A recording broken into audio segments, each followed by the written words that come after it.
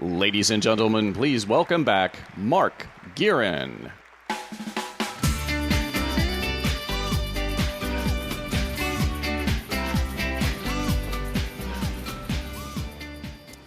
Wow, that was a powerful program. Well, as Melody Barnes, who is, of course, President Obama's top domestic policy advisor, and Governor Barbour, one of the leading governors in our nation, both agree and said the National Service is a valuable private-public venture where federal, state, and local governments aligning with nonprofits, corporations, and individuals to implement innovative solutions.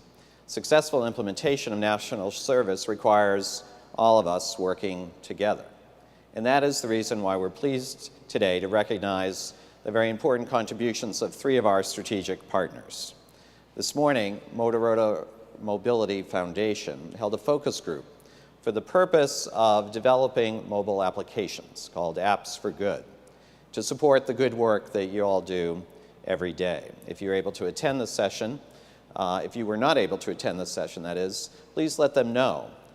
It would be useful to them to get your feedback, and you can visit their website, which is www.responsibilitymotorola.com. Motorola has also participated with CNCS's activities in this conference, and in a few minutes we'll give away 2 of their phones. Secondly, First Book will also give away 250 books to 2 winners to help kick off the distribution of 2 million books this summer before September 11th, 2011. And to hit this milestone, they need you to register to participate in this program and make sure that all eligible organizations are registered and participating in order to receive books this summer. It's a nice resource for Let's Read and Let's Move activities.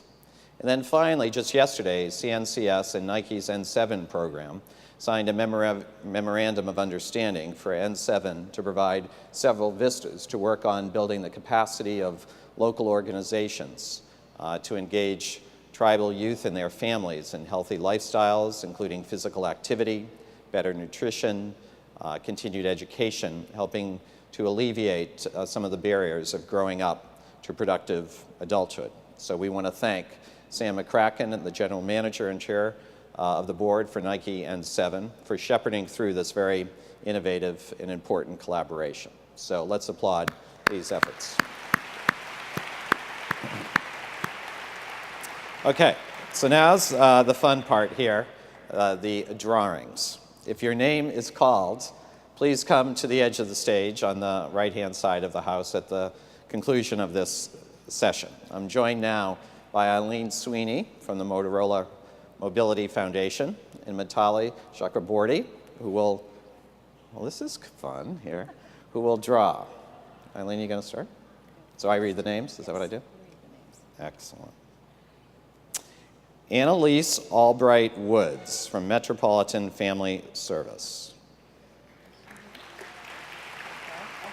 Okay. We're going to do one, Mitali? It's for the books? Excellent.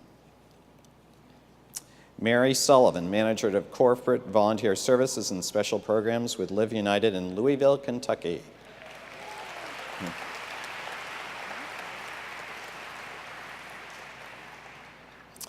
Carla Cadet, Director of AmeriCorps Programs in Miami, Florida Communities and Schools.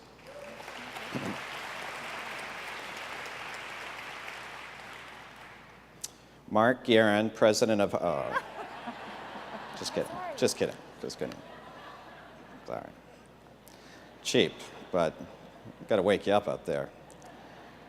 Jorge Jacobs, Program Support Coordinator with Second Harvest Food Banks in Columbus, Ohio. Yeah, thank you. Thank you so much. Thank you for what you're doing. Appreciate it. Well, to close out our plenary session, which I think has really been a very interesting dialogue, from Melody Barnes to Governor Barbour to the work that we've seen on the videos, we want to close out this session by taking a very appropriate moment to pause and acknowledge the very rich and important 50-year history of the United States Peace Corps, which has provided such good work around, we should applaud the Peace Corps.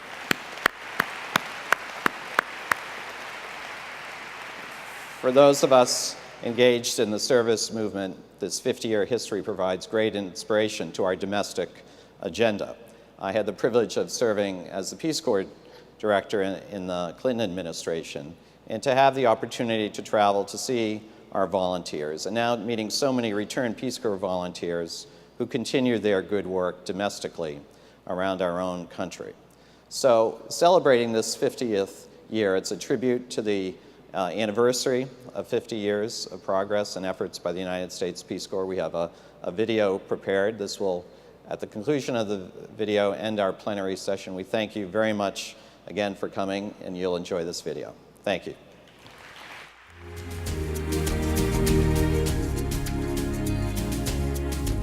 My fellow citizens of the world, ask not what America will do for you, but what together we can do for the freedom of man.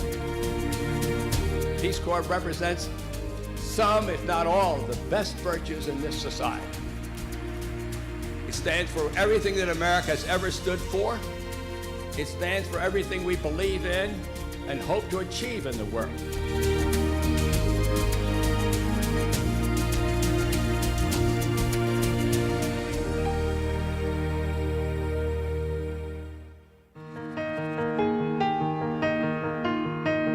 From an early age, I had an interest in the wider world beyond the boundaries of the United States.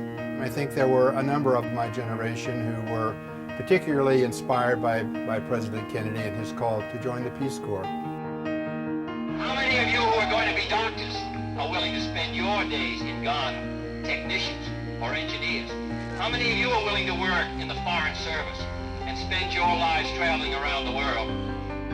Well, when we arrived, Kennedy was revered, and the United States was considered, their closest ally. There was this sense of partnership. I was so excited. There were 130 people in my group, and we landed in Ghana on a bright and sunny spring day. There were people to welcome us. There was something in the air that was so different from where I came from. It felt very nice to be part of a FIRST program. And we didn't have texting, we didn't have electricity, we didn't have phones, we didn't have cell phones, we didn't have computers, and you did not get a chance to go home in 2 years. So that was kind of exciting, actually.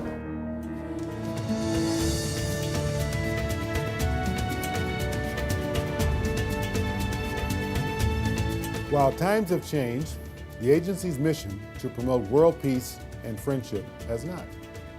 The three goals of the Peace Corps are as relevant today as they were in 1961. Goal 1, to help people of interested countries in meeting their need for trained men and women. Goal 2, to help promote a better understanding of Americans on the part of the peoples served. And of course, our third goal, to help promote a better understanding of other peoples on the part of Americans. They share the lives of these people, and they share with them skills, knowledge. They learn their language, they live with them, and this is why Peace Corps is unique. Peace Corps is a very dynamic organization, one that promotes friendship, yet at the same time it is about helping people to help themselves. Understanding is the Peace and Peace Corps, because what we're here to do is to make this exchange, taking that time out to understand who a person is or what that person wants to become. You're building relationships. We are not only teaching people at the primary level, but we are empowering people with the skills for sustainability. Peace Corps sends volunteers into host communities to build the bridges of understanding that will foster friendship, that will foster peace, and build the kind of future that we all strive for. We are not just witnesses to a country's development, we are participants. We have taught English to thousands of children and teachers. We have worked alongside farmers to improve crops. We have taught computer technology powered by solar panels in rural villages. And we have delivered HIV/AIDS prevention messages to thousands of young adults. We are on the ground, changing lives and changing history.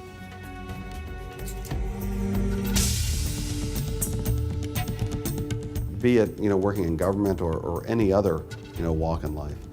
I think it informs your public service. I think Peace Corps has this impact on you that you carry with you the rest of your life.